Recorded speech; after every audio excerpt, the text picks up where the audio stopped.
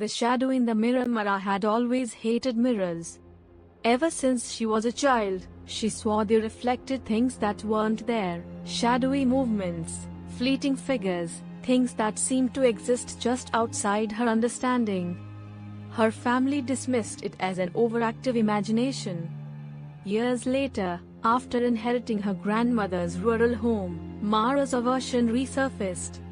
The house was filled with mirrors, large, ornate ones in gilded frames, small handheld ones with silver handles.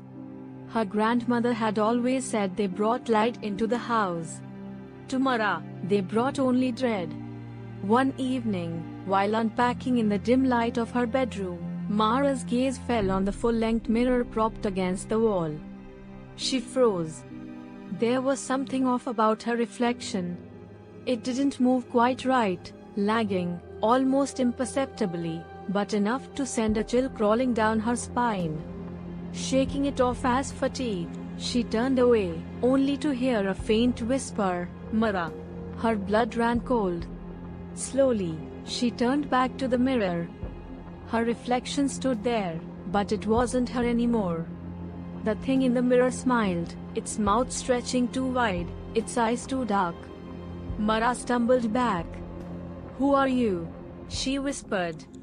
The reflection tilted its head, mirroring her movements with eerie precision.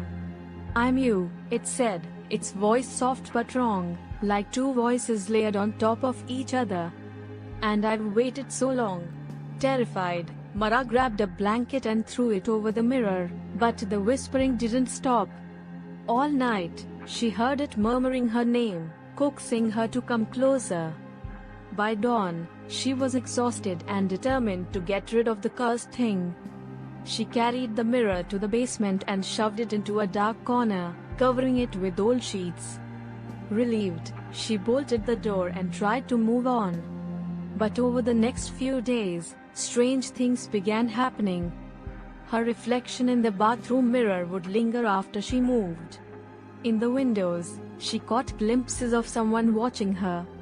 Shadows stretched unnaturally long in her periphery, and at night, she swore she heard footsteps echoing through the house. One night, she woke to a faint sound, scratching. It was coming from the basement. Heart pounding, she crept downstairs, clutching a flashlight. The scratching grew louder as she approached the door. "Mara!" the voice called, low and guttural now. The door creaked open on its own. Her flashlight flickered, casting jagged shadows on the walls. In the corner, the mirror stood uncovered. The reflection wasn't hers. It was waiting. Before Mara could run, the reflection lunged forward, shattering the glass. A hand, cold and impossibly strong, dragged her into the mirror. When the neighbors found the house days later, it was empty. All the mirrors had been smashed, except for one, a pristine, full-length mirror in the bedroom.